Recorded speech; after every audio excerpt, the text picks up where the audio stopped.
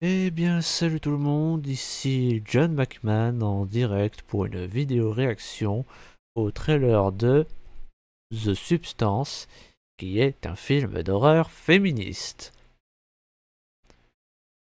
Oui, je sais, dit comme ça fait très peur.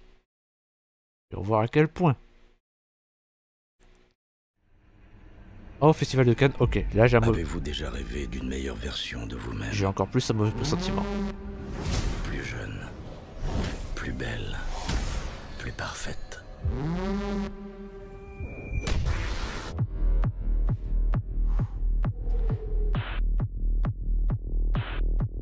Ouais, bah ça donne pas envie d'oublier un mauvais film. Enfin, je veux dire, ne pas oublier un mauvais film, ça donne pas envie.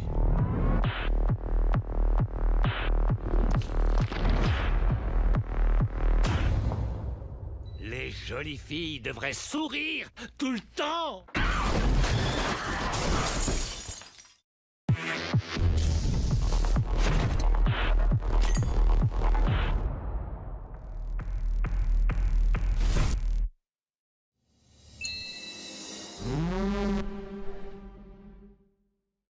Attends, quoi?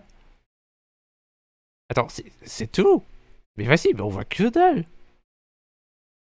Oh, putain, je viens de perdre au moins 1 minute de ma vie pour ça. Mais parce que bon, autant vous mettre dans le contexte tout de suite, ce film, c'est censé être un body horror. Mais un body horror dans la lignée de David Cronenberg.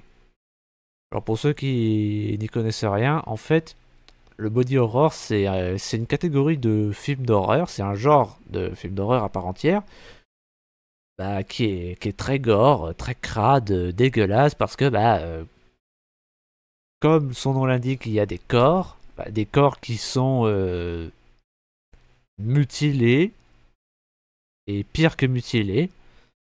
En fait, voilà, il leur arrive plein de trucs horribles, dégueulasses, malsains. C'est d'ailleurs, c'est justement d'ailleurs la spécialité de David Cronenberg, le mec qui a fait La Mouche ou Existence pour ceux qui regardaient Crost. Vous savez, l'émission de Karim Dabash.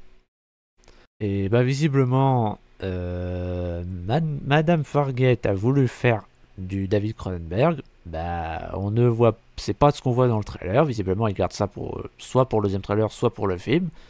Mais comme je l'ai dit au début de la vidéo, elles nous vend aussi un film d'horreur féministe. Et rien que ça fait très peur, parce que le féminisme, c'est de la merde. On le voit au cinéma que c'est de la merde. Enfin, on le voit au cinéma, dans les jeux vidéo, le féminisme, c'est de la merde. Et c'est en partenariat avec le Festival de Cannes. Et ça aussi, ça ne présage rien de bon, parce que le Festival de Cannes, c'est de la merde. C'est la preuve, c'est à cause du Festival de Cannes que la VF d'élémentaire est toute pourrie et que ils ont remplacé Emmanuel Curtil par Ala Shaba pour Shrek. Mais là, c'est seulement maintenant que je m'en rends compte, mais en vrai, le Festival de Cannes qui participe, enfin qui contribue à un film d'horreur, fallait oser. Parce qu'en fait, le Festival de Cannes, c'est pas juste des films de merde et du star talent. C'est aussi des coincés du cul. Littéralement. Parce qu'en fait, il y a très longtemps, il y a dans les 20 ans, je dirais, quand il y a eu Irréversible, c'est un des premiers films de Gaspard Noé. En fait, c'est. Bah, d'ailleurs, je fais bien d'en parler parce que le précédent film, le premier film de Coralie Fargate, ou Fargate, je sais pas comment ça se prononce, c'est un Rape and Revenge, tout comme Irréversible. Le Rape and Revenge, c'est pas des films d'horreur, mais c'est un autre genre de film. Ça veut dire viol et revanche, ou vengeance. Non, Revenge c'est revanche, vengeance c'est vengeance. Mais bref, Rape and Revenge c'est un film où en fait il y a une meuf qui s'est fait violer et elle se venge ou c'est son entourage qui la venge en faisant payer au coupable justement. Et Irréversible c'est ça, c'est Monica Bellucci qui se fait violer par un criminel et son mari et son meilleur ami qui sont joués par Vincent Cassel et Albert Dupontel. et ben il décide d'aller la venger en faisant sa fête aux violeurs. Et il y arrive, c'est gore, c'est censé être malsain, et c'est même un film que tu es obligé de regarder avec des grosses enceintes parce qu'il y a des infrasons. Et justement, la scène de viol dans ce film, elle a fait scandale au Festival de Cannes. Tout le monde au Festival de Cannes est parti, ils ont quitté la salle, ils se sont barrés. Bah, d'ailleurs, la vidéo est sur Allociné. Il y en a même un qui a fait c'est scandaleux! Voir une femme comme ça se faire violer pendant 20 minutes, c'est honteux! Et, bah, Gaspard Noé, il s'est fait insulter, on l'a traité de malade, de cinglé. C'est même comme ça que. Bah, c'est ça justement qu'il a lancé euh, dans cette voie. C'est un réalisateur qui est connu pour faire des films polémiques qui mettent mal à l'aise, mais qui ne sont pas des films d'horreur. Et c'est un peu du gâchis quand on y pense, parce que le mec, il arrive à te mettre mal à l'aise avec un film pas d'horreur. Donc imagine ce que ce serait s'il faisait un film d'horreur. Moi, je veux voir un film d'horreur de Gaspard Noé. Oui, je me suis égaré, je sais, mais que voulez-vous? Donc oui, le Festival de Cannes qui aide à faire un film comme ça, c'est étonnant. Je sais pas, est-ce qu'ils essayent de sortir de leur zone de confort? Ah, peut-être bien. Puis comme je l'ai dit, oui, le premier film de Coralie Farguet, c'était un Rape and Revenge qui s'appelle Revenge, justement. Et c'était pareil aussi à l'époque, on nous vendait un film féministe. Mais c'est pas... j'ai envie de dire, c'est pas si féministe que ça. C'est même pas féministe du tout, en fait, parce que, je veux dire, la meuf, c'est une espèce de prostituée. Et au début du film, on la voit littéralement en train de sucer la bite d'un mec. Je veux dire, à quel moment tu fais un film féministe avec une héroïne qui suce des bites? C'est pas très féministe, ça. Bon, ils se sont pas arrêtés là, non. À la fin, même quand elle a sa vengeance, elle est très sexualisée, puisque elle passe tout le film en sous-vêtements. J'allais dire en bikini, mais non, ce n'est pas un maillot de bain qu'elle a, c'est ses sous-vêtements, son soutif, sa culotte. Elle ne remet pas d'autres vêtements pendant tout le film. Limite, on dirait Quiet dans Metal Gear. Donc, à quel moment c'est féministe, ça? Oui, je dis Quiet parce que ma famille dit oh, on dirait Lara Croft, j'y reviendrai.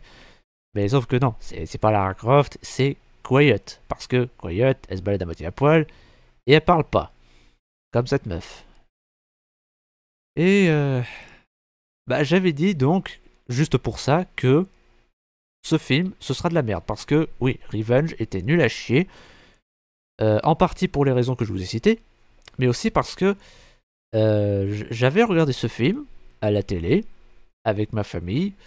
Je n'avais pas eu le choix. C'est ma famille qui avait choisi un film sur Canal+, je crois.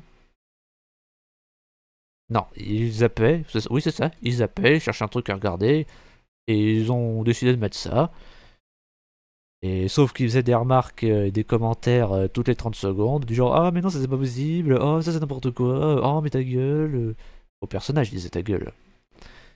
Donc c'était super chiant. J'ai passé un très mauvais moment en regardant ce film. En partie pour ça. Enfin, en grande partie pour ça.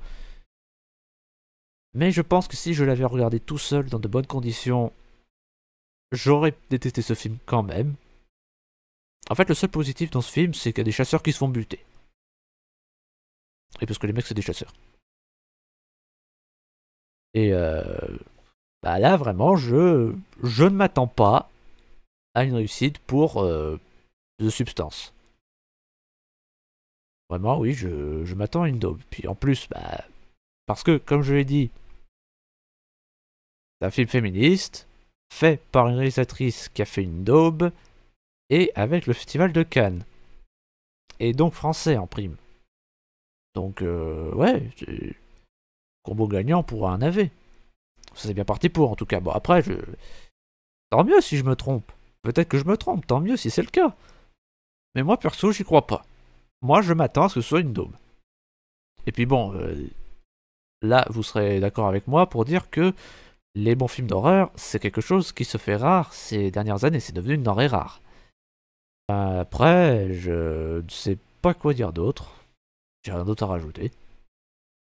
Je pense que je vais me faire lapider par les féministes. J'aurais peut-être dû faire cette vidéo dans la cuisine, du coup, histoire de les énerver encore plus. Bref, dites-moi ce que vous en pensez dans les commentaires. N'hésitez pas à liker et vous abonner si c'est pas déjà fait, même si je sais que vous ne le ferez pas. C'était John McMahon. Tchuss! Et bonne soirée quand même, mesdemoiselles.